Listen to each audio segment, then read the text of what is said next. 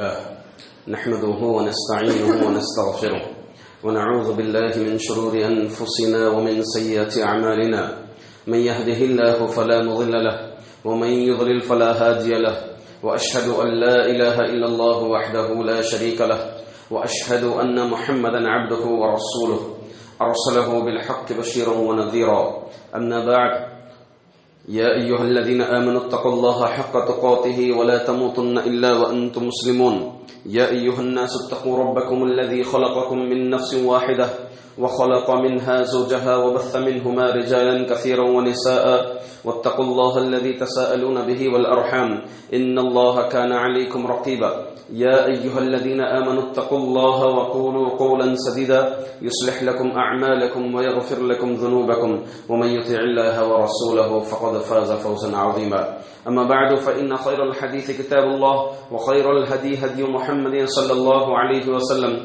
وشر الأمور محدثاتها وكل محدثة بدعة وكل بدعة ضلالة وكل ضلالة في النار أعوذ بالله من الشيطان الرجيم بسم الله الرحمن الرحيم قاف والقرآن المجيد بل عجيبوا أن جاءهم منذر منهم فقال الكافرون هذا شيء عجيب أئذا متنا وكنا ترابا ذلك رجع بعيد قد علمنا ما تنقص الأرض منهم وعندنا كتاب حفيظ بل كذبوا بالحق لما جاءهم فهم في أمر مريج أفلم ينظروا إلى السماء فوقهم كيف بنيناها وزيناها وما لها من فروج والأرض مددناها وألقينا فيها رواسي وأنبتنا فيها من كل زوج بهيج تبصرة وذكرى لكل عبد منيب قال الله جل وعلا في كتابه العزيز يا أيها النبي قل لأزواجك إن كنتن تردن الحياة الدنيا وزينتها فتعالين أمتعكن وأسرحكن سراحا جميلا وإن كنتن تردن الله ورسوله والدار الآخرة فإن الله أعد للمحسنات منكن أجرا عظيما. تمام تعریفیں بزرگی بڑائی ایک اللہ وحدہ لا شریک کے لائق اور زیبا ہے جو ہم تمام کا پالنہار ہے، ہمیں کھلا رہا ہے، پلا رہا ہے، ہر ایک بندے کے مقدر میں جتنا رزق ہے اس میں نہ کمی نہ زیادتی کے بغیر اتنا میسر کر رہا ہے. اس کے بعد بے شمار انگنت لامحدود درود و سلام ہو آخری نبی سرور کونین محمد مجتبی مصطفیٰ صلی اللہ علیہ وسلم پر، جو معاشی زندگی میں ہمارے لیے ایک مثال ہیں، ایک نمونہ ہیں. حاضرین، نبی اکرم صلی اللہ علیہ وسلم کی شخصیت سے ہم بخوبی واقف ہیں. آپ دینی اعتبار سے ایک نبی تھے، آخری نبی تھے. آپ کے بعد نہ کوئی نبی آنے والا ہے، اور جو کوئی یہ دعویٰ کرے کہ وہ نبی ہیں تو وہ دنیا کا سب سے بڑا کذاب ہے، جھوٹا ہے. آپ کو کل قیامت کے دن لواء الحمد دیا جائے گا، تعریف کا جھنڈا. آپ جنت میں سب سے پہلے داخل ہوں گے اور آپ کو اللہ تعالی شفاعت کبریٰ نصیب فرمائے گا کل قیامت کے دن. تو اس اعتبار سے دنیا میں بھی اور آخرت میں بھی دونوں اعتبار سے بھی آپ انبیاء کے سردار ہیں. تو دینی لحاظ سے بات معلوم یہ ہوئی کہ محمد صلی اللہ علیہ وسلم ایک نبی تھے. اگر ہم آپ کو دنیاوی اعتبار سے دیکھیں تو آپ دنیاوی اعتبار سے لوگوں کے دلوں پر حکومت کرتے تھے. آپ لوگوں کے جسموں پر نہیں، لوگوں کے دلوں پر حکومت کرتے تھے. آپ کے ایک اشارے پر جان نچھاور کرتے تھے صحابہ اکرام. آپ کے ایک حکم پر چھلانگیں مارنے کے لیے تیار تھے. آپ کے ایک اشارے پر اپنا سب کچھ لٹانے کے لیے تیار تھے. تو وہ بادشاہ ویسا ہی ہوگا، وہی ہوگا جو دلوں پر حکومت کرتا ہے. آپ صلی اللہ علیہ وسلم کے تعلق سے صلح حدیبیہ کا وقت آیا تو کافروں نے مسلمانوں کو روک لیا عمرہ کرنے سے، اور مسلمان پوری تیاری کے ساتھ گئے تھے اپنے جانوروں کے ساتھ عمرے کی غرض سے، کافروں نے روک لیا۔ اس کے بعد دونوں کے درمیان ایک معاہدہ طے ہوا جسے صلح الحدیبیہ کہا جاتا ہے، حدیبیہ کی صلح، حدیبیہ ایک مقام کا نام۔ اس میں کافروں کی طرف سے جو مندوب گئے تھے وہ عروہ بن مسعود ثقفی تھے۔ آپ گئے نبی کریم صلی اللہ علیہ وسلم مسلمانوں کے پاس، آپ نے دیکھا وہ حالت، وہ کیفیت دیکھی آپ نے، حالت کیا تھی؟ کیا آپ وضو کرتے ہیں تو صحابہ اکرام ٹوٹ پڑ رہے ہیں کہ اس وضو کا برکت والے پانی کو پکڑ رہے ہیں اپنے ہاتھوں سے۔ تو اس طرح بےتاب ایسی خدمت کے لیے ہمہ وقت ذہنی اعتبار سے، جسمانی اعتبار سے آپ کے ایک اشارے پر، آپ کے ایک حکم پر، بس آپ کے حکم کا، آپ کے اشارے کا انتظار کر رہے تھے۔ اللہ اکبر، یہ کیفیت دیکھا، تفصیل ہے، بہت تفصیل ہے۔ اس کیفیت کو دیکھ کر آ کے کافروں کے پاس کیا ترجمانی کیا کہ میں نے قیصر اور کسریٰ کے بادشاہ کو دیکھا، میں نے قیصر کی حکومت بھی دیکھی اور میں نے کسریٰ کی بھی حکومت دیکھی، میں نے وہاں کے بادشاہوں کو بھی دیکھا، وہاں کی رعایا کو بھی میں نے دیکھا، مگر جس طرح محمد صلی اللہ علیہ وسلم کے لیے لوگ، صحابہ، ان کی قوم جس طرح بےتاب ہے، اس طرح بےتاب میں نے کسی اور بادشاہ کو، اور کسی قوم کو بادشاہ کے لیے نہیں دیکھا جو میں نے محمد کو ان کے ساتھیوں کے لیے دیکھا۔ تو نبی اکرم صلی اللہ علیہ وسلم دنیاوی اعتبار سے آپ ایک بادشاہ تھے، آپ ایک خلیفہ تھے، آپ لوگوں کے جسموں پر نہیں بلکہ لوگوں کے دلوں پر حکومت کرتے تھے۔ بعثت سے قبل آپ بچپن میں بکریاں چرائے، 6 سال میں ماں کی وفات ہو گئی، ماں کی وفات کے بعد آپ دادا کے ماتحت تھے، پھر چچا کے پاس تھے، بچپن میں آپ نے بکریاں چرائی بعثت سے قبل، اور تقریباً ہر نبی نے بکریاں چرائی ہیں۔ اس کے بعد آپ نے تجارتی کاروائی شروع کی، تجارت بھی کیا آپ نے بعثت سے قبل، نبی ہونے سے پہلے۔ حضرت خدیجہ رضی اللہ تعالیٰ عنہ کا سامان معلوم ہوتا ہے مضاربہ کی شکل میں آپ تجارت کرتے تھے ان کے ساتھ۔ اس کے بعد جیسے ہی آپ کے اوپر نبوت کی ذمہ داری بیٹھی تو آپ جب تک مکہ میں تھے، یہ مختلف مسئلہ ہے کہ آپ نے تجارت کی یا نہیں کی، تو میرے کیف آپ کی معاشی زندگی مکہ میں جب تک تھے تو مائی خدیجہ رضی اللہ تعالیٰ عنہ ایک طرح سے آپ کے لیے مالی پاور تھا، آپ دین کے لیے لٹاتی تھی مال۔ اس کے بعد آپ جب مدینہ آئے تو مدینے کے اندر آپ کا معاملہ کیا تھا کہ نبی اکرم صلی اللہ علیہ وسلم کو آپ کی امت کے لیے اور آپ کے لیے مال غنیمت خاص کر دیا گیا تھا، جو اس سے پہلے امتیوں کے لیے حلال نہیں تھا، یہ حلال کر دیا گیا، اور آپ کے لیے اس میں سے خمس یعنی مال غنیمت، جو جنگ کرنے کے بعد جو مال آتا ہے، یا مال فے، بغیر جنگ کے بھی جو مال آ جاتا ہے اس کو مال فے کہتے ہیں۔ مال غنیمت جو جنگ کرنے کے بعد مال حاصل ہوتا ہے، کافر چھوڑ کر بھاگتے ہیں میدان سے، اس کو مال غنیمت کہتے ہیں۔ اس میں سے خمس یعنی 1/5، 5واں حصہ آپ کے لیے تھا۔ اللہ تعالیٰ 10ویں پارے کے اندر ہے، پہلی آیت، وَاعْلَمُوا أَنَّمَا غَنِمْتُم مِّن شَيْءٍ فَأَنَّ لِلَّهِ خُمُسَهُ وَلِلرَّسُولِ وَلِذِي الْقُرْبَى وَالْيَتَامَى وَالْمَسَاكِنِ، تو اس میں لیسٹ ہے کہ خمس میں سے اللہ کے رسول صلی اللہ علیہ وسلم کو بھی 5واں حصہ آپ کے لیے طے تھا، مگر آپ پورا نہیں رکھ لیتے تھے، جتنی ضرورت ہوتی اتنی لیتے، بقیہ آپ دیگروں کو تقسیم کر دیتے تھے۔ یہ اللہ کے رسول صلی اللہ علیہ وسلم کی معاشی زندگی تھی۔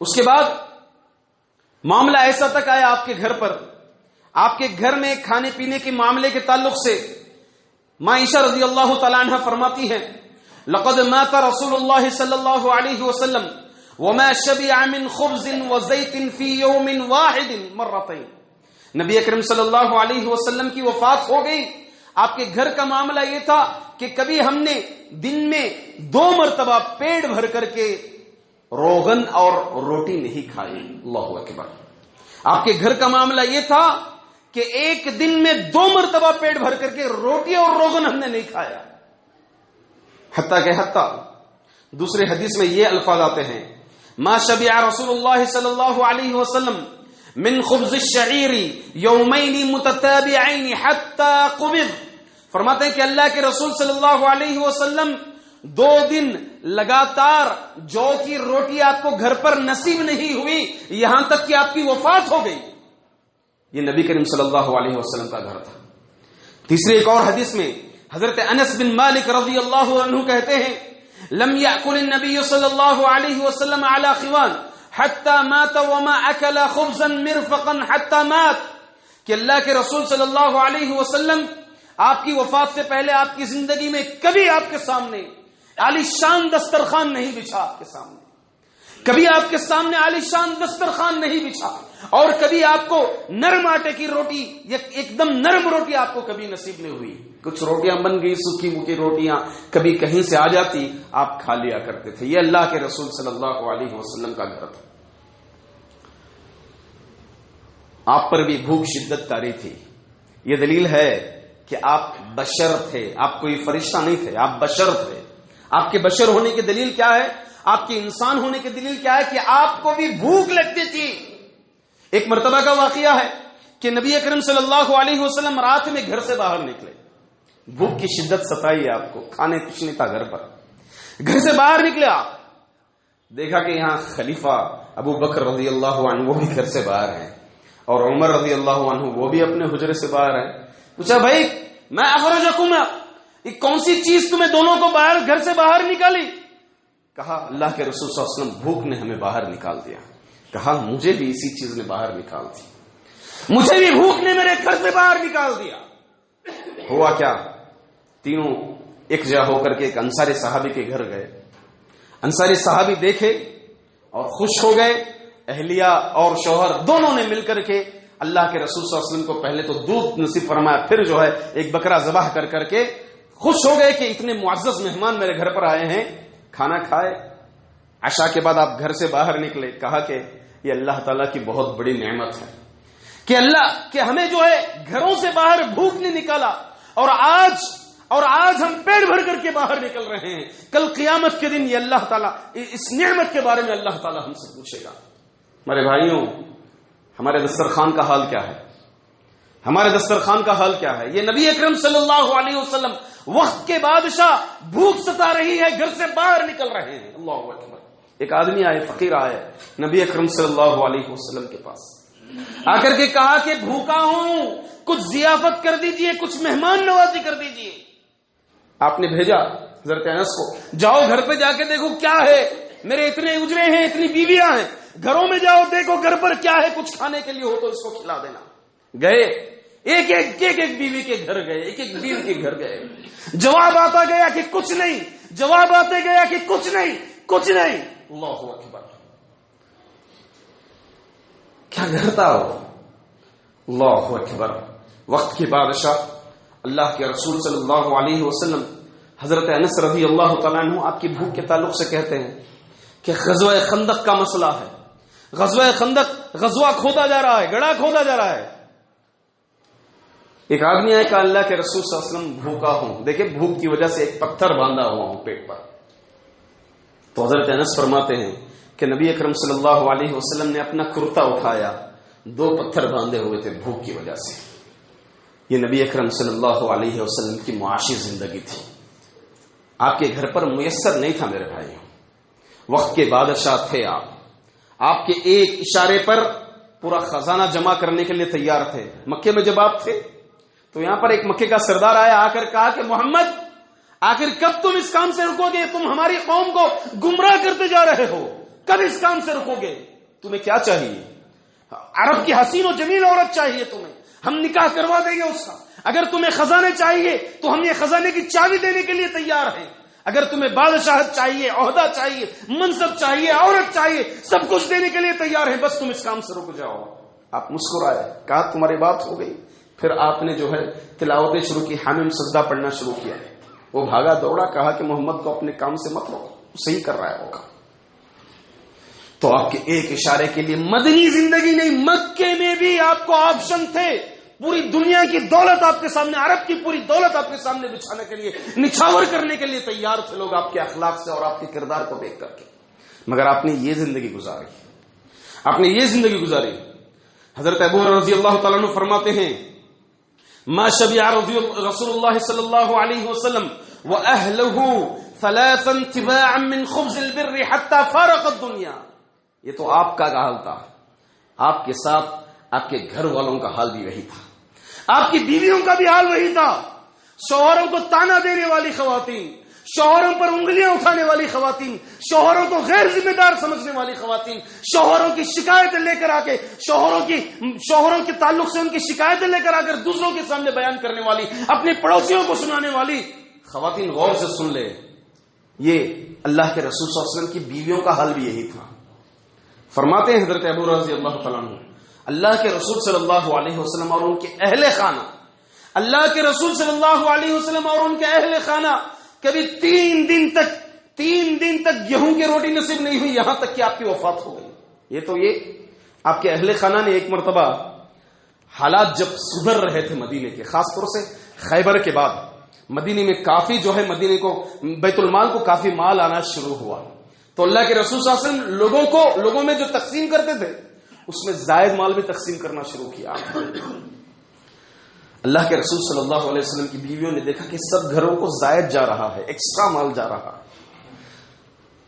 آپ نے بھی طلب کر دیا، بیویوں نے بھی طلب کر دیا کہ ہمارے لیے بھی کچھ زائد مال ہو جائے. اللہ اکبر. 1 مہینے تک آپ نے ایلا کر لیا اپنی بیویوں سے، 1 مہینے تک آپ نے اپنی بیویوں سے ایلا کر لیا. ایلا کا مطلب کیا ہے کہ 1 مہینے اس کی مقدار ہوتی ہے. آپ صلی اللہ علیہ وسلم بیویوں سے الگ ہو گئے اور الگ کمرے میں چلے گئے، الگ حجرے میں چلے گئے آپ. یہاں تک کہ اللہ تعالیٰ نے قرآن کریم کی سورہ حجرات کے اندر، سورہ احزاب کے اندر آیت نازل فرما دیا، یا ایھا النبی قل لازواجک ان کنتن تردن الحیاۃ الدنیا وزینتها فتعالین امتعکن واسرحکن سراحا جمیلا. اے نبی اپنی بیویوں سے کہہ دو کہ اگر انہیں دنیاوی زندگی چاہیے، دنیاوی مال و متاع چاہیے تو بلاؤ، آؤ، میں تمہیں مال و متاع دوں گا اور تمہیں آزاد کر دوں گا، تمہیں یہاں سے میں میری زوجیت سے نکال دوں گا. وَإِن كُنتُنَّ تُرِدْنَ اللَّهَ، اگر تمہیں اللہ اور اس کا رسول اور آخرت چاہیے تو اللہ تعالیٰ کے پاس بہت بڑا اجر ہے. اتنا سننا تھا آپشن، اتنا سننا تھا. کہا عائشہ رضی اللہ عنہا نے کہا کہ اللہ کے رسول اس معاملے میں کوئی مشورے کی ضرورت نہیں ہے، مشورہ لینے کی ضرورت نہیں ہے، ہمیں تو اللہ اور اس کا رسول اور آخرت کی زندگی چاہیے، ہمیں آخرت چاہیے. تو میرے بھائیوں، یہ نبی اکرم صلی اللہ علیہ وسلم اور آپ کی بیویوں کا حال تھا، حتیٰ کہ آپ کے بچوں کا بھی یہی حال تھا. فاطمہ رضی اللہ عنہا کی آپ نے شادی کروا دی، نکاح کروا دیا حضرت علی رضی اللہ تعالیٰ عنہ کے ساتھ.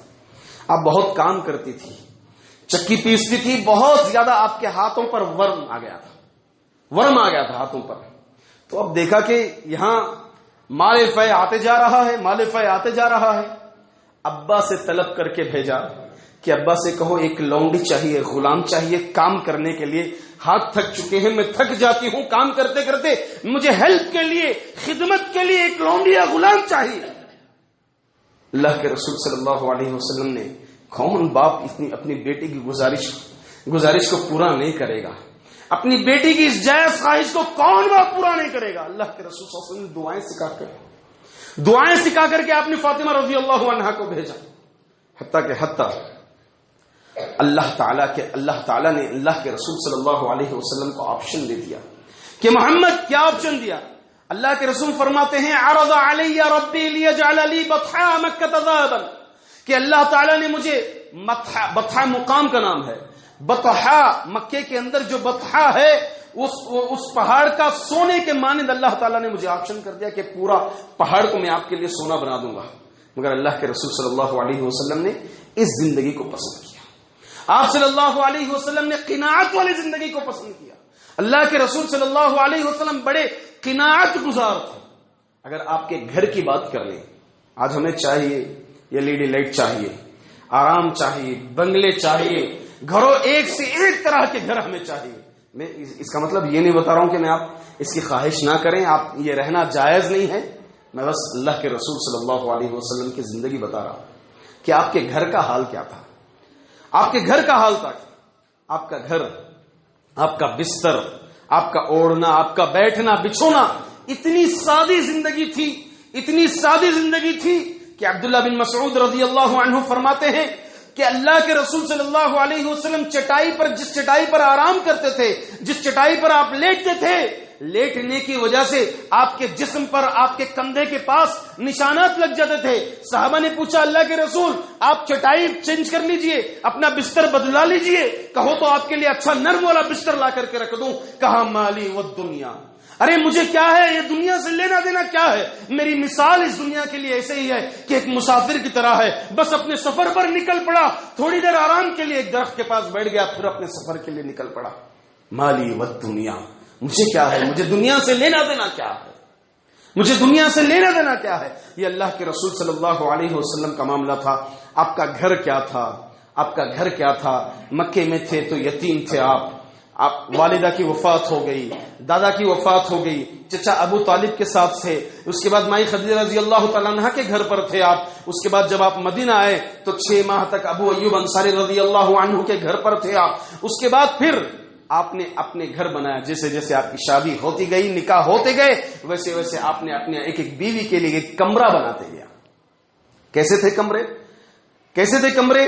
ذکر آتا ہے کہ اللہ کے رسول صلی اللہ علیہ وسلم کے جو کمرے تھے, چھت جو تھی کھجور کی ڈالیوں کا چھت تھا, کھجور کی ڈالیوں کا چھت تھا.